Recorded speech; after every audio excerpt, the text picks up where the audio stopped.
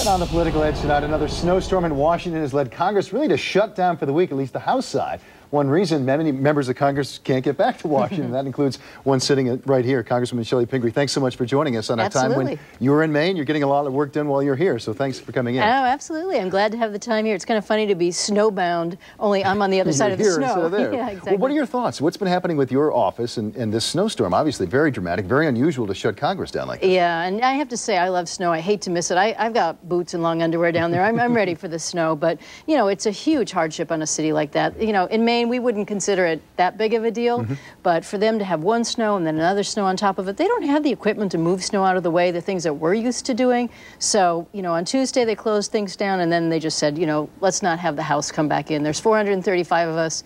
We couldn't maneuver all this snow and all the people. So it's basically shut down. A lot of my staff happen to be up here in Maine for a retreat, so they're snowbound up here with me and we're getting a lot of work done. It's good. Well, let's talk about the things you're going to be taking care of when you get back down to Washington. I know the jobs bill, certainly the president talked a lot about that during the State of the Union address. There's already some job stuff working through the Senate side of things. Right. Already, though, we're hearing that some of the things that the Democratic leaders included want are different than what the president talked about. For example, using a repaid bank bailout money to give out to smaller banks, or having maybe tax credits for businesses that hire unemployed workers here in 2010.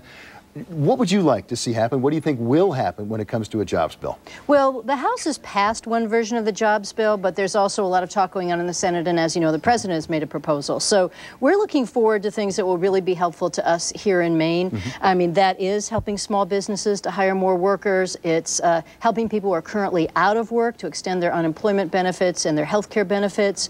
It's things that would do to help infrastructure in the state of Maine. You know, we could continue to build roads, bridges, some of the things that were in the first stimulus package. And it's other things that would help the state government to make sure we keep employing teachers, firefighters, policemen. You know, as you know, the state budget is really stretched, and we hear a lot about that, and some of the money would go to that. There's going to be a lot of wrangling back and forth. As I said, the House has already passed a version of the bill. Now we're waiting on the Senate, which is working this week some of the time, to bring something back to us and incorporate some of what the president's asked for. Do you support using TARP money that's been repaid back by these big banks to give to small banks? Because there's been an issue. It says in the law that that money is supposed to be used to pay down the debt and the deficit and not be sent back out. And many of us have a lot of concern about the deficit and making sure the TARP money does get paid back eventually. But the fact is the money is coming back in, and I look at it this way. Wall Street's gotten its bailout, but I still hear from a lot of people in small businesses, Main Street, that haven't gotten their bailout. I'd rather use that money, get the economy jump-started, really moving forward. We're not feeling enough of the improvement yet here in Maine.